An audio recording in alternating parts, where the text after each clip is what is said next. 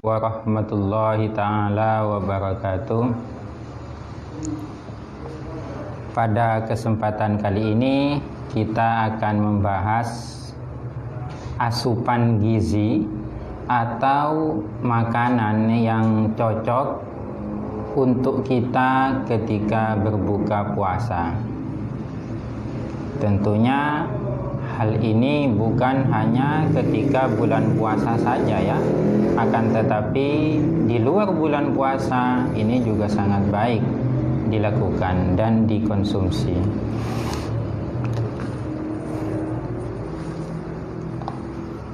Makanan ini juga bukan hanya berdasarkan medis, tapi lebih kepada makanan berdasarkan orang-orang ahli sufi. Mari kita mulai. Bismillahirrahmanirrahim. Bismillahirrahmanirrahim. Ila hadratin nabiyil mustafa sayyidina Muhammad wa ala alihi wa ashabihi wa azwajihi wa dzurriyyatihi wa ahli baitihi wa barik wa sallim ajma'in. Sallallahu alaihi ila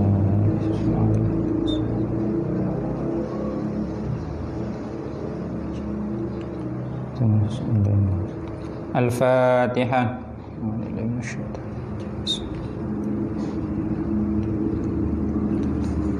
Ar-Rahmanir-Rahim. Maliki yaumiddin. Iyyaka na'budu wa iyyaka nasta'in. Ihdinas siratal mustaqim.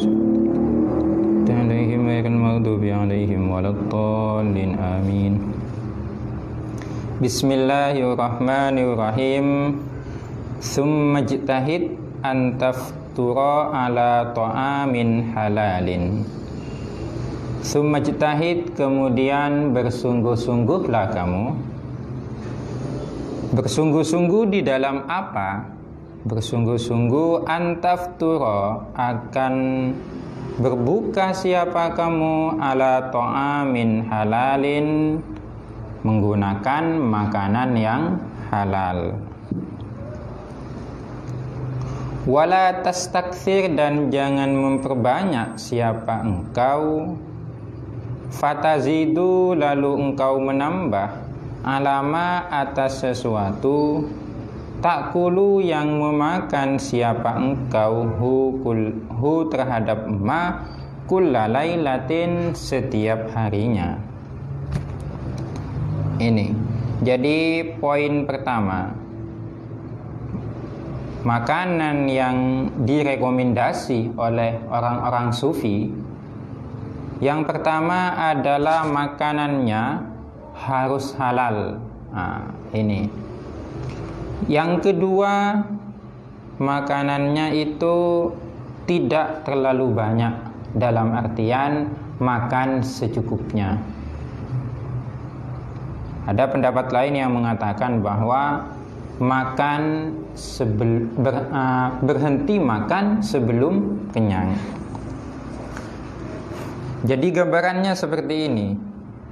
Di dalam perut kita, di dalam ma'iddah, di dalam perut kita, itu kita bagi menjadi 3. Paruh sepertiganya itu kita gunakan sebagai makanan, sepertiganya lagi itu untuk minuman, sedangkan sepertiganya lagi kita sisakan untuk bernafas dan untuk kegiatan yang lain, agar supaya ini lebih rileks. Kenapa? Karena kalau perut kita itu terlalu kenyang, itu yang ada bukanlah enak, akan tetapi malas, capek yang ada. Oleh karena itu, wala tastakthir fatazidu ala ma ta'kuluhu kulla lailatin. Jangan pernah memperbanyak makanan. Itu.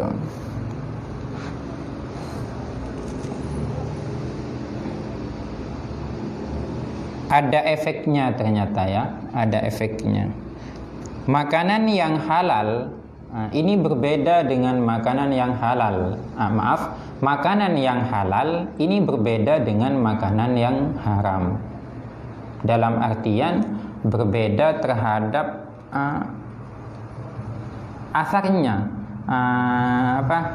implikasinya terhadap tubuh kita itu yang berbeda, bukan dari labelnya yang berbeda. Kalau labelnya kan tidak ketahuan apakah makanan ini halal atau makanan ini haram, tidak ketahuan kan. Tapi kita sendiri yang tahu, kita mendapatkan makanan ini didapat secara halal atau secara haram. Itu yang pertama. Jadi makanan halal dan haram ini bisa ditentukan pertama dengan caranya. Yang kedua dengan memang zatiyahnya. Zatiyah makanan tersebut itu memang haram. Zatiyah makanan tersebut memang halal. Itu seperti itu.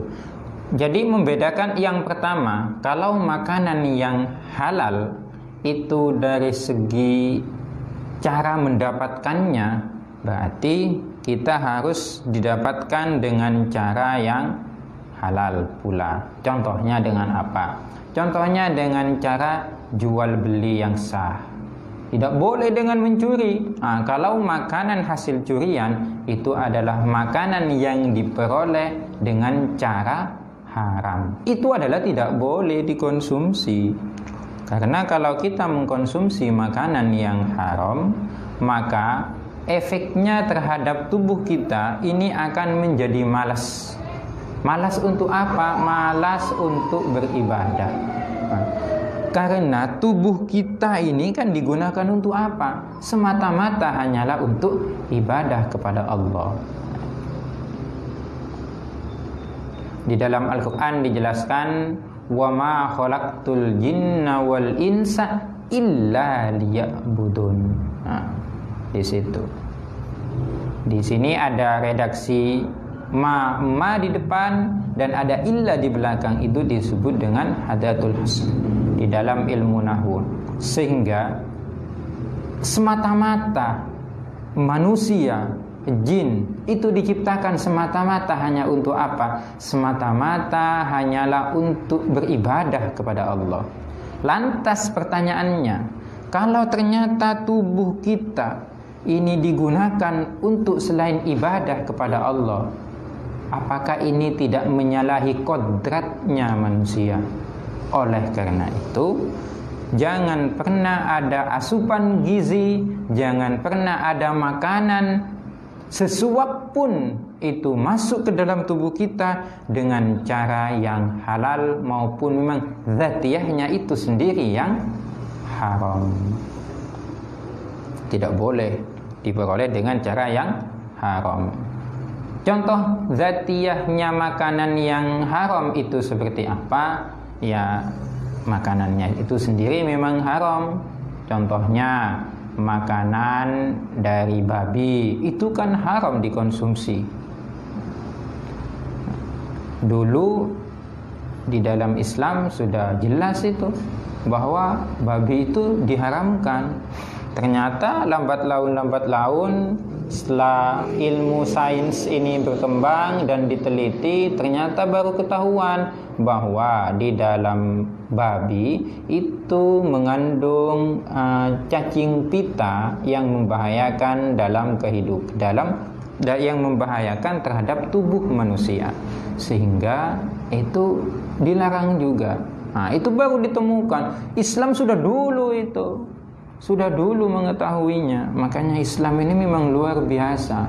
Oleh karena itu, Islam ini akan ketahuan betapa luar biasanya kalau kita terus setiap hari kita mengkaji dan merenungkan Al-Quran, mengkaji dan merenungkan hadis, mengkaji dan merenungkan alam semesta, sehingga kita akan mengetahui betapa indahnya Islam itu. Oke, lanjut. Itu yang pertama ya. Jadi asupan gizi yang baik untuk tubuh kita, yang layak dan sepantasnya dikonsumsi, itu yang pertama adalah makanannya harus halal. Tidak boleh mengkonsumsi makanan yang haram, baik itu dari caranya yang haram maupun memang zatiyahnya sendiri yang haram. Yang kedua adalah makan secukupnya, dalam artian tidak terlalu banyak, tidak terlalu kenyang, ya secukupnya saja. Oke, kalau sudah cukup kenyang, ya sudah. Artinya dalam bahasa orang ini pernah pepatah mengatakan, engkau hidup ini untuk makan atau makan untuk hidup. Nah, bagus, bahasa ini bagus. Kalau kita kaji, hidup untuk makan ataukah makan untuk hidup? Memang sekilas ini tidak ada perbedaan, sama saja. Akan tetapi kalau kita renungkan lebih dalam, ini redaksi pertama dengan redaksi kedua ini memiliki makna yang berbeda. Kalau hidup untuk makan berarti hidupnya orang tersebut hanyalah digunakan untuk makan. Pokoknya yang penting makan sudah. Dalam kehidupan sehari-hari makan sudah. Nah, itu. Pokoknya yang ada di pikirannya, yang ada di otaknya, yang ada di perutnya cuma makan terus. Tidak ada yang lain. Itu kalau falsafahnya hidup untuk makan. Berbeda dengan teks yang kedua, yaitu makan untuk hidup. Kalau makan untuk hidup itu hanya sekedarnya saja. Jadi yang penting dia itu sudah merasa cukup untuk hidup, ya segitu sudah makanannya. Intinya tidak usah dilebih-lebihkan. Makanya dalam bahasa yang lain mengatakan makanan itu cukup menegakkan punggung kita. Nah, biasanya orang kalau lapar itu kan kendor kan seperti ini gitu ya. Tapi kalau sudah kenyang kan seperti ini. Agak tegak itu punggungnya sudah. Nah, ya maksudnya seperti itu. Makan itu cukup menegakkan punggung kita. Biar apa? Agar supaya beribadah itu kuat. Beribadah itu tidak loyo. Jangan pernah merasa loyo, jangan pernah merasa capek dalam beribadah. Kita harus selalu tampil prima dalam beribadah. Itulah muslim. Sehingga fala farqa idastawaita fala farqa sehingga tidak ada perbedaan idastaufaita manakala melakukan siapa engkau terhadap sesuatu ta'tadu yang sudah biasa siapa engkau, antakula kepada memakan siapa engkau hu kepada ma daf'ataini 2 kali, dimakan itu fi daf'atin wahidatin, dimakan sekaligus. Ini teksnya ini. Kalau kalian itu memperbanyak makan, itu sama halnya dengan makan 2 kali, yang biasanya makan 2 kali kemudian makan menjadi 1 kali. Ini contohnya seperti ini. Kalau kita berpuasa, berpuasa itu kan kita makannya maghrib, itu pasti ya puasa. Maghrib itu berbuka puasa, makan kita. Kemudian sahur kita juga makan. Pada kehidupan sehari-hari kita makan, anggap saja makan 2 atau 3 kali. Kalau kita makan 2 kali, yaitu pagi atau siang dengan malam. Kalau 3 kali malah ya pagi, siang, malam mungkin. Maksudnya jangan diperbanyak ini bagaimana? Artinya seperti ini. Kalau kita makannya pada hari-hari biasa itu adalah 2 kali, kita ambil yang 2 kali contohnya ya. Kalau makannya adalah 2 kali, berarti siang dan malam. Kemudian pada hari-hari pada bulan puasa, ketika kita berpuasa, makannya hanya 1 kali, yaitu ketika berbuka. Akan tetapi makannya ketika berbuka itu langsung diperbanyak. Nah itu, yang biasanya makan siang dan malam itu 2 kali, karena puasa kita makannya cukup digabung, langsung diperbanyak makannya. Itu kan tidak ada bedanya antara berpuasa dengan tidak berpuasa. Tidak ada bedanya itu. Kalau makan 1-2 kali dijadikan sekali dengan porsi yang sama, itu kan tidak ada bedanya. Apa bedanya lantas puasa? Contoh, siang hari kita makan 1 piring, malam hari kita makan 1 piring lagi, 2 piring yang kita makan. Akan tetapi karena kita berpuasa, siang hari kita tidak makan, makannya cuma dijadikan malam hari. Tapi porsinya itu sama dengan porsinya 2 kali.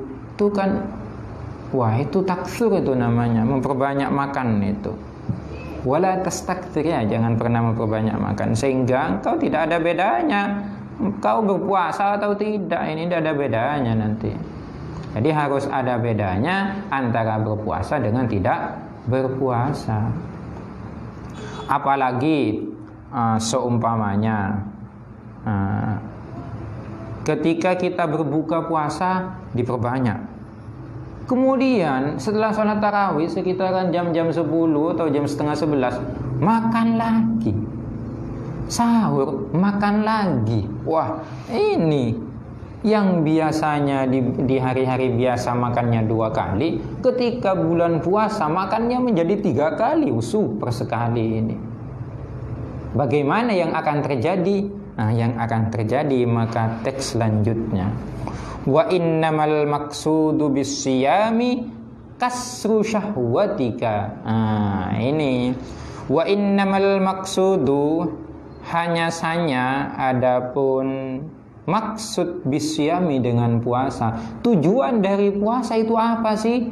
Tujuan dari puasa kasru syahwatika adalah memecahkan syahwatmu, menghilangkan rasa syahwatmu itu. Dan wa tad'ifu quwwataka lituqawwi biha 'alat taqwa. Nah, ini wa tad'ifu, dan melemahkan siapa engkau, kuwataka, akan kekuatanmu dari meninggalkan maksiat, lituqawwi, menuju menguatkanmu terhadap kekuatan tersebut, terhadap takwa kepada Allah.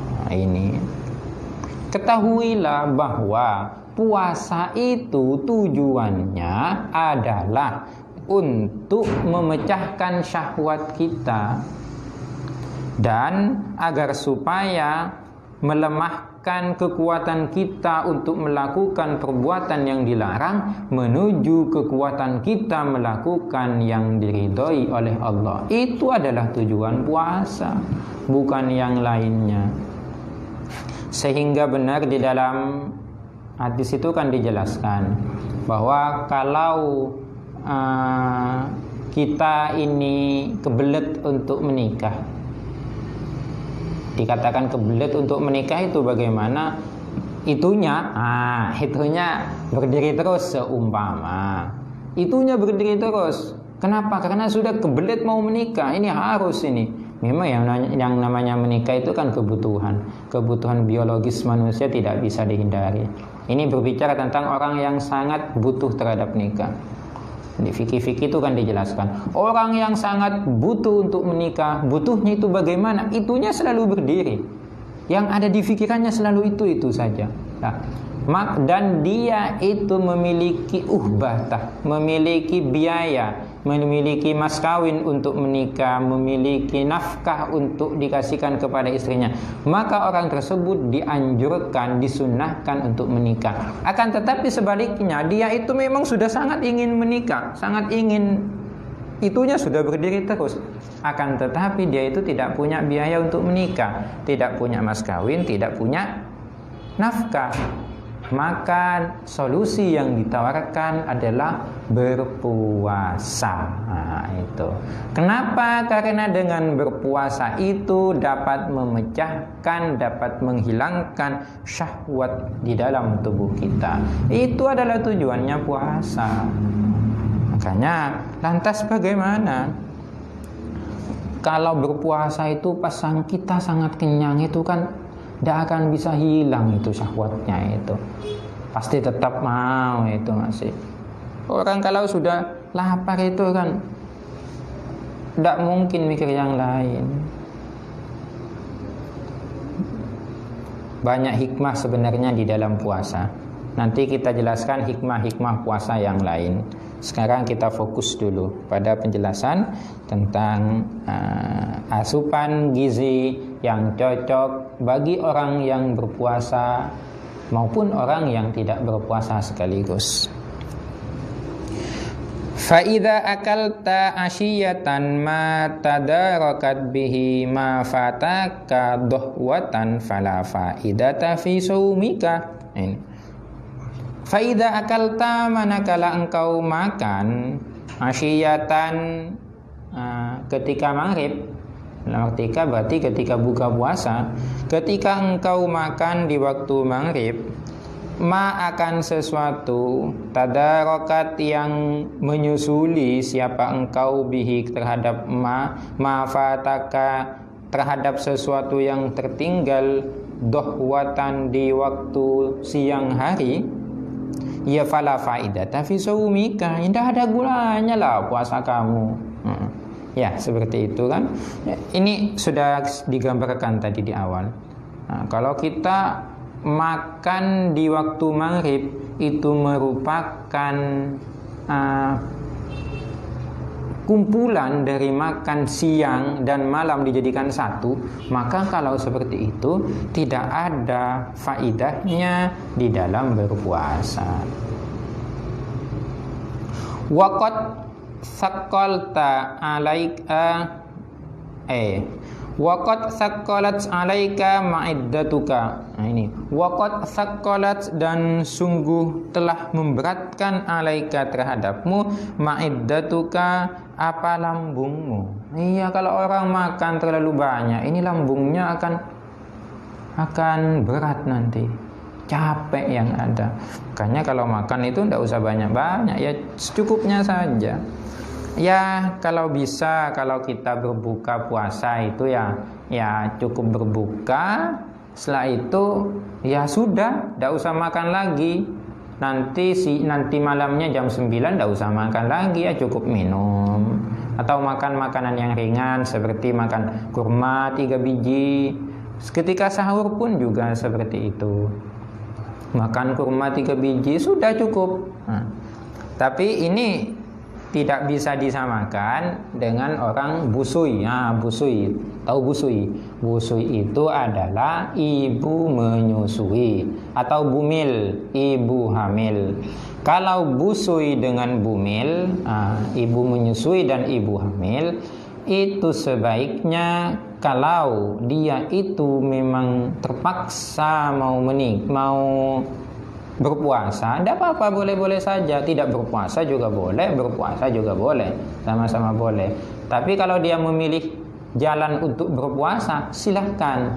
Berarti dia itu harus asupan gizinya, asupannya yang masuk ke dalam, ini harus lebih banyak porsinya.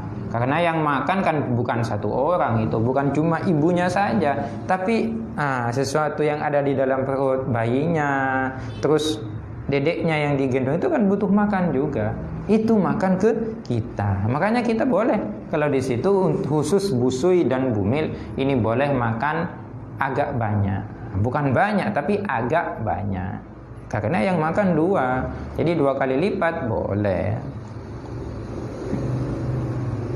Wa ma wi'aun abghadu ilallahi ta'ala min batnin mali'in min halalin fa kaifa idza mali'un min haramin. Wah, ini luar biasa ini. Teks ini luar biasa sekali. Wa ma wi'aun wa ma wi'aun abghadu ilallahi. Tidak ada kantong, kantong atau wadah. Tidak ada kantong yang lebih dibenci oleh Allah Subhanahu wa ta'ala min batnin mali'in, daripada perut yang dipenuhi min halalin, dari makanan halal. Tidak ada wadah yang paling dibenci oleh Allah. Tidak ada wadah yang dipenuhi, yang mana wadah itu paling dibenci oleh Allah, dan wadah itu dipenuhi oleh makanan yang halal. Jadi tak ada wadah yang paling dibenci oleh Allah kecuali wadah atau perut yang dipenuhi dengan makanan yang halal.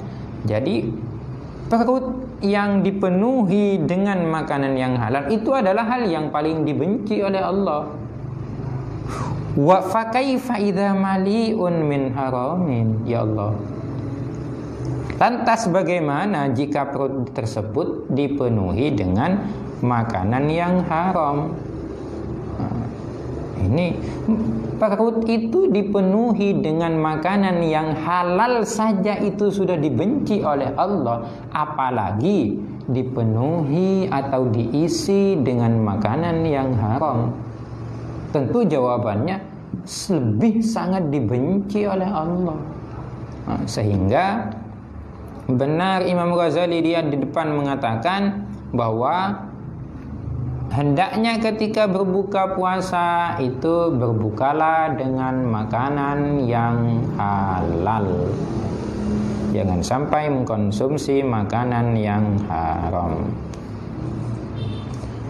Fa idza arafta makna siyami fastakthir minhu mastata'ta. Fa idza arafta, manakala engkau mengetahui makna saumi, akan maknanya puasa, fastakthir, maka hendaknya engkau memperbanyak minhu dari saum mastata'ta, semampu kamu. Ketika engkau telah tahu bahwa tujuannya puasa, bahwa maknanya puasa itu adalah menghilangkan syahwatnya kamu, bahwa tujuannya atau maknanya puasa itu adalah melemahkan kekuatan kita melakukan maksiat dan menguatkan kita untuk melakukan taat kepada Allah. Kalau kamu sudah tahu bahwa maknanya puasa adalah seperti itu, maka fastakthir minhu, hendaknya engkau memperbanyak puasa. Makanya di dalam kitab Lisanul Arab itu dijelaskan maknanya puasa itu ada yang memaknai sebagai as-sabru, sabar. Jadi puasa itu tidak hanya al-imsak, menahan diri, tapi ada makna lain bahwa di dalam kitab Lisanul Arab dijelaskan puasa artinya adalah as-sabru, sabar. Bahkan Imam Abu Bakar bin Al-Ambari ini menjelaskan bahwa kenapa sih puasa itu disebut dengan sabar? Kenapa puasa ini diartikan dengan sabar? Karena kita sudah sabar menahan nafsu kita, sabar menahan diri kita untuk tidak makan, sabar dari tidak minum, sabar dari tidak melakukan hal-hal yang dilarang oleh Allah, sabar dari mencegah syahwat kita. Nah, itu makanya makna puasa ini juga diartikan dengan as-sabru, sabar. Makanya benar kalau ada orang yang mencaci kita, kalau ada orang yang mencaci kita, atau ada orang yang sedang berghaibah, maka cukup katakan ana shaim. Kau tidak usah membalas caciannya. Cacian orang itu jangan pernah dibalas dengan cacian, agar tidak terjadi budaya caci mencaci. Kalau ada orang yang mencaci, ya sudah, biarkan saja. Kita cukup mengatakan ana shaim, saya adalah orang yang berpuasa. Artinya apa? Sudah, tidak usah digubris. Kita harus sabar, kita harus tabah terhadap cacian. Bahwa kita yakinlah bahwa cacian dan cercaan seseorang itu akan mendewasakan tubuh kita, akan mendewasakan gaya berpikir kita, dan akan mendewasakan pola hidup kita sehari-hari. Biarkan saja. Siapa tahu yang mencaci itu suatu hari nanti akan menjadi orang yang paling sayang kepada kita. Kan tidak ada yang tahu. Rasulullah, ikutilah akhlaknya Rasulullah. Memang luar biasa akhlaknya Rasulullah. Memang yang paling harus kita tiru adalah Rasulullah. Dari segala hal, dari segala akhlaknya, ya Allah, luar biasa. Rasulullah ketika dicaci, beliau itu setiap mau sholat berjamaah diludahi oleh orang. Kalau kita ketika sudah bersih ya, sudah bersih, sudah tampan-tampan, yang perempuan sudah cantik-cantik, ketika mau berangkat diludahi sama orang, tuh, pasti kita itu marah, jengkel dan sejenisnya. Tapi Rasulullah tidak seperti itu. Sama Rasulullah ketika diludahi, sudah Rasulullah dengan tabahnya, dengan sabarnya, dia itu kan tidak tahu kalau saya ini adalah utusan. Seandainya dia tahu, tidak akan berbuat seperti itu. Itulah akhlaknya Rasulullah. Dibiarkan oleh Rasulullah tetap lewat. Besoknya terus sampai sekian lama seperti itu. Pada suatu ketika orang tadi yang setiap kali meludahi Rasulullah setiap mau sholat di masjid, suatu ketika tidak meludahi lagi, dicari sama Rasulullah. Coba kalau kita kan, kalau mendengar orang yang sudah mencaci kita, orang yang selalu menyakiti kita, dia itu pasti terkena musibah, kita kan pasti bilang, makanya jangan selalu mengganggu saya, itu sudah kena balaknya saya, sudah etolai kalau dalam bahasa Madura, etolai saya itu sudah. Nah itu kalau kita, kalau Rasulullah tidak dicari sama Rasulullah itu. Mana orang yang setiap hari meludahi saya kok sekarang sudah tidak ada. Ternyata ada informasi bahwa beliau sakit ya Rasul. Loh, sakit apa? Kemudian Rasul itu membawa bingkisan ke rumahnya si sakit itu, yang orang yang setiap hari meludahi, dibawa bingkisan, kemudian dikasih bingkisan tersebut. Dengan itu orang yang tadinya itu orang kafir Quraisy itu langsung membaca syahadat, langsung masuk Islam dari akhlaknya Rasulullah. Itu sebab akhlaknya Rasulullah. Makanya kita memang sepantasnya meniru akhlaknya Rasulullah. Walaupun tidak bisa ditiru semuanya, paling tidak kita sudah, yang ada di pikiran kita, di benak kita, itu adalah akhlaknya Rasulullah. Dari mana kita dapat mengetahui akhlaknya Rasulullah? Dari membaca beberapa literatur hadis, membaca dari kisah-kisah para sahabat, membaca dari kitab-kitab salafus salih, atau banyak belajar, banyak mengaji kepada guru-guru kita yang memang ahli, yang memang akhlaknya baik. Gitu. Jadi kalau ada orang mencaci, jangan pernah dibalas. Jangan pernah dibalas dengan cacian, agar tidak terjadi budaya caci mencaci.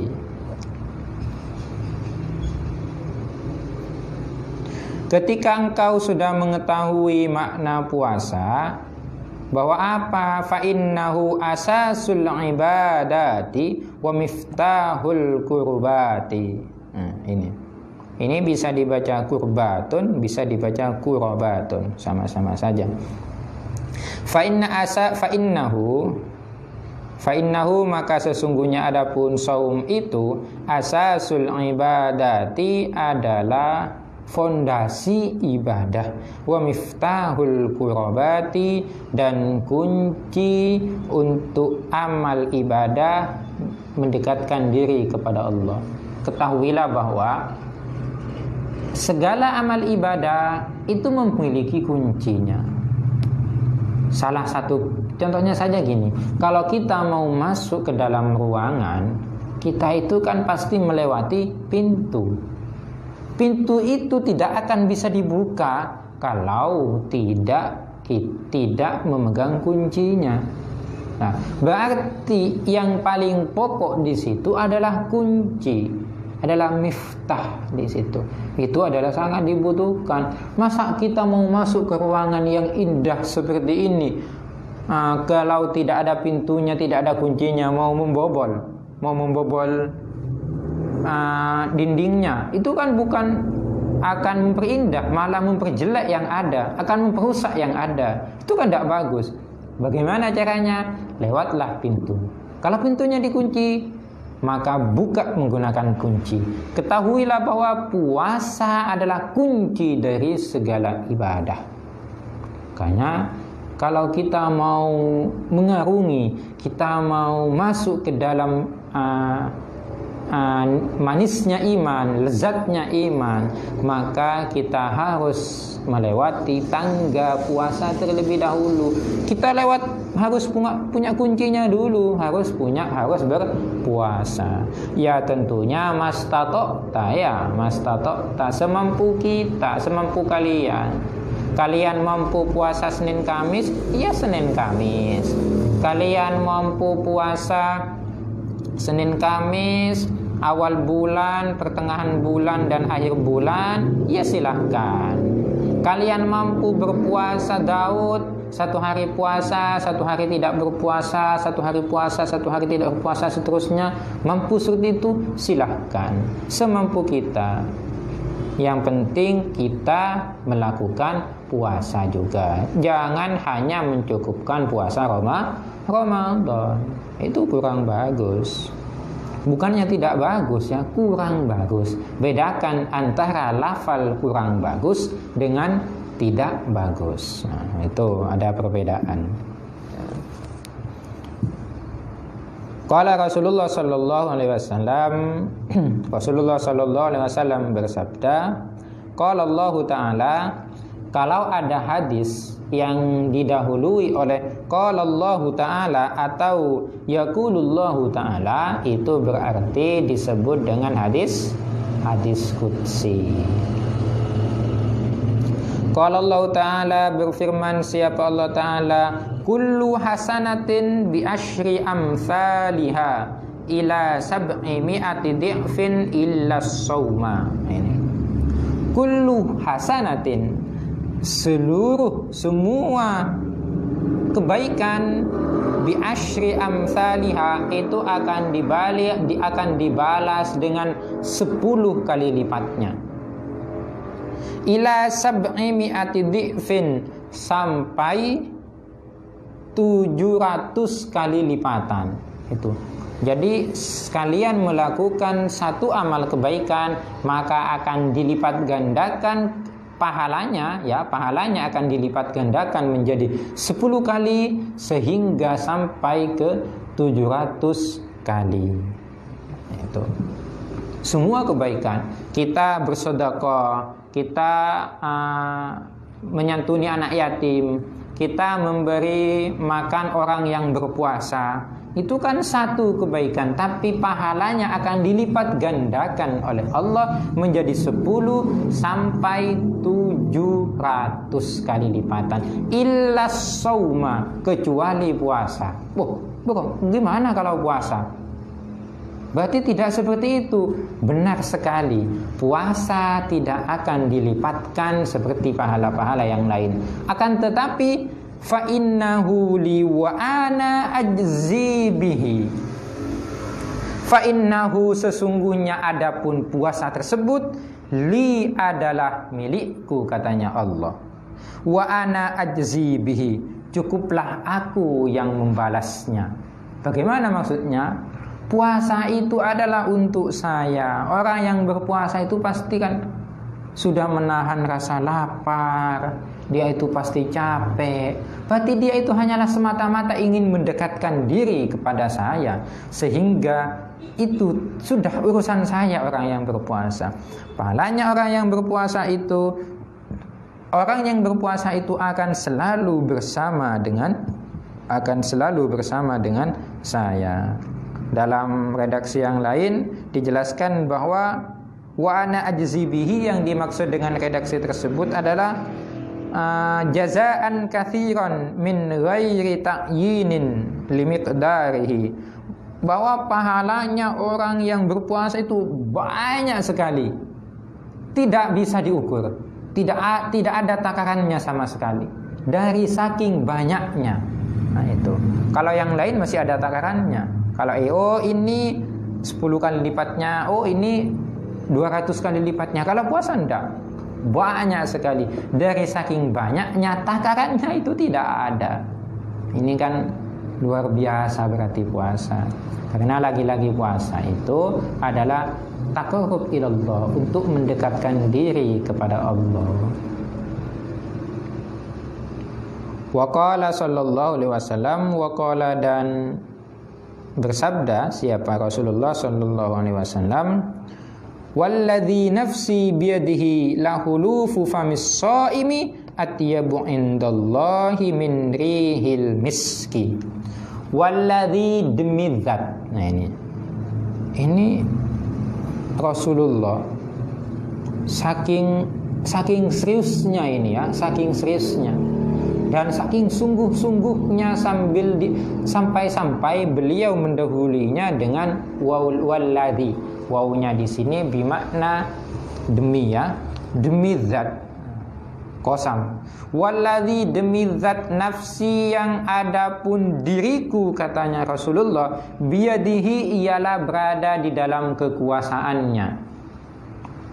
Nah, jadi kalau kita memaknai yadun, itu tidak selamanya yadun itu adalah tangan ya, tidak selamanya yadun itu tangan. Karena ketika saya baca redaksi hadis ini, walladzi nafsi biyadihi lahulufu famis shaimi atyabu indallahi min rihil miski, ini hadis yang mengajak kita untuk berpikir. Tidak bisa kita telan mentah-mentah makna dari hadis ini, karena kalau kita telan mentah-mentah kurang bagus kayaknya. Oke, kita lanjut dulu ya. Walladzi, demi zat nafsi yang adapun diriku, yang adapun jiwaku, biyadihi, ialah berada dalam kekuasaannya. Lahulufu famis shaimi, sungguh adapun aromanya orang yang berpuasa, aroma mulutnya orang yang berpuasa, atyabu, ialah lebih wangi, indallahi, di sisi Allah, min rihil miski, dari aroma minyak misik. Jadi makna tekstualnya dari hadis ini bahwa aromanya orang yang berpuasa, aroma mulutnya orang yang berpuasa di sisi Allah itu lebih wangi daripada minyak misik. Kita tahu bahwa minyak misik itu kan wangi sekali. Kalau tidak percaya, silahkan saja minyak misik itu dituangkan di sini atau ditaruh di sini. Pasti wanginya itu jadi satu ruangan. Nah, begitu pula wangi mulutnya orang yang berpuasa di sisi Allah itu masih lebih wangi. Akan tetapi meskipun seperti itu, kita jangan main-main ya, mentang-mentang bahwa aroma mulutnya orang yang berpuasa itu lebih wangi daripada minyak misik di sisi Allah. Lantas kalau kita berpuasa, ke teman kita langsung kamu bagaimana? Nah, jangan seperti itu. Jangan sampai, artinya kita jangan meninggalkan bekas yang tidak enak di saudara kita. Kalau kamu, itu kan aromanya pasti tidak enak lah. Jadi kalau kita memang terpaksa mau berbicara, ditutupilah mulut kita. Ditutupi bukan karena corona ya, tidak ada sangkut pautnya dengan corona ini. Kita tutupi di sini agar supaya apa? Agar supaya bau mulutnya kita ini tidak menyebar kepada saudara kita. Kasihanlah saudara kita. Seperti ini ditutup ya, jangan pas dibeberkan bau mulutnya kita. Tidak boleh. Itu adalah makna tekstualnya dari hadis ini. Tapi coba kita renungi, lebih dalam dari kita coba merenung lebih dalam dari makna hadis ini. Rasulullah itu membandingkan aroma mulut orang yang berpuasa dengan misik. Ini ada musyabbah dan ada musyabbah bihnya berarti. Yang disamakan ini adalah bau mulut orang yang berpuasa disamakan dengan minyak misik. Kenapa disamakan dengan minyak misik? Karena di Mekah dulu minyak yang paling semerbak aromanya itu adalah minyak misik.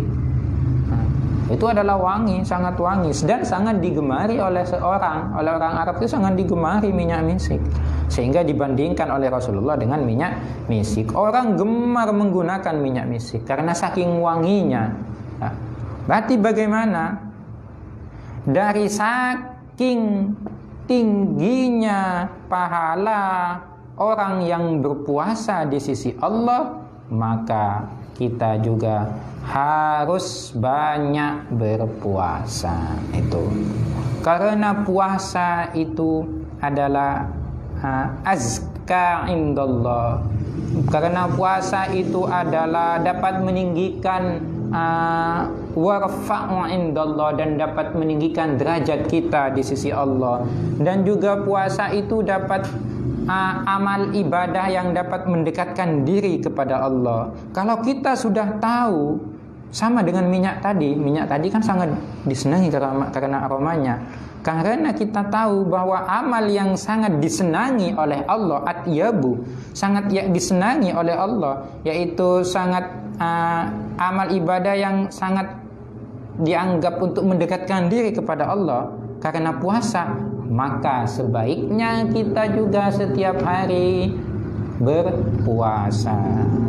Terlebih-lebih di dalam puasa Ramadan. Terlebih-lebih puasa setelah bulan Ramadan. Puasa sunnahnya itu juga harus dilakukan. Ini sudah sepantasnya. Jangan cuma mencukupkan puasa Ramadan saja, karena kita tahu bahwa puasa itu adalah atyabu indallah.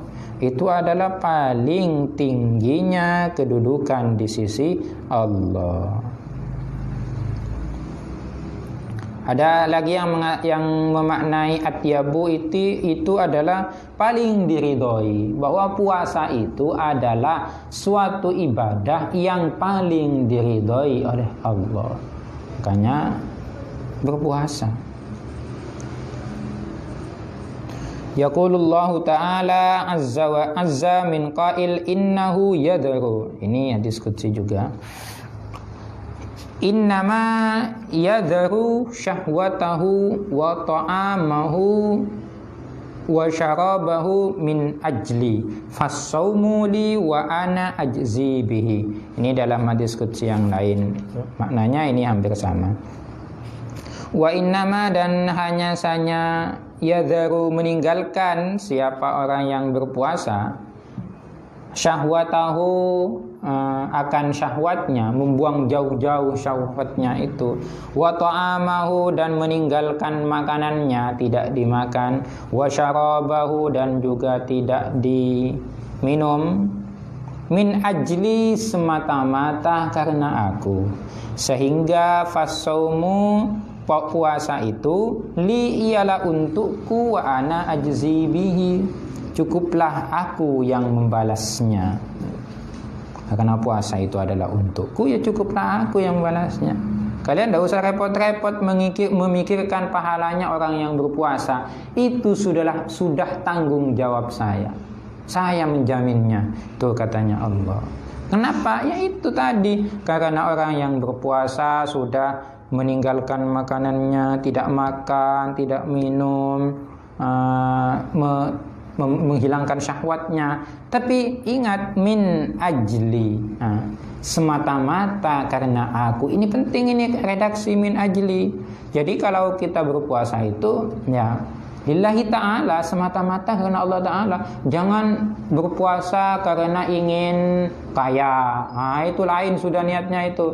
Berpuasa ingin disayang oleh orang, itu juga tidak boleh. Itu lain niatnya. Berpuasa agar supaya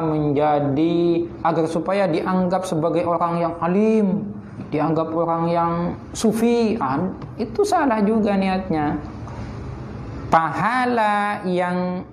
Pahala orang yang berpuasa yang benar-benar akan mendapatkan banyak pahala dan kedudukannya akan selalu berada di sisi Allah, itu bagi orang yang puasanya min ajli, itu semata-mata karena Allah, lillahi ta'ala. Itu wa qala sallallahu alaihi wasallam, lil jannati babun yuqalu lahu rayyan la yadkhuluhu illa shaimun. Ini di pertemuan pertama sudah kita bahas bahwa ada di surga nanti akan ada suatu pintu yang mana pintu tersebut hanyalah khusus bagi orang yang berpuasa. Orang yang tidak berpuasa itu tidak bisa masuk melewati pintu tersebut. Jadi pintu ini hanyalah khusus orang yang berpuasa.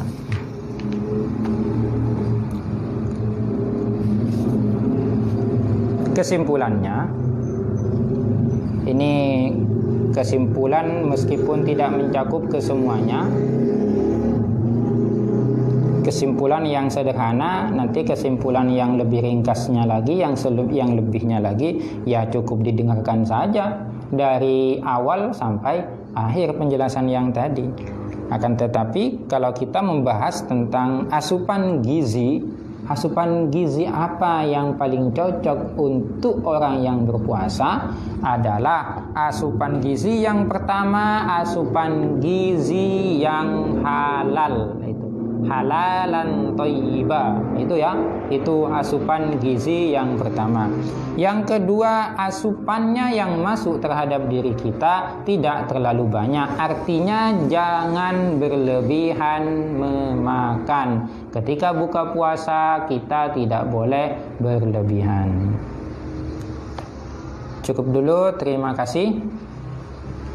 Semoga bermanfaat. Assalamualaikum warahmatullahi ta'ala wabarakatuh.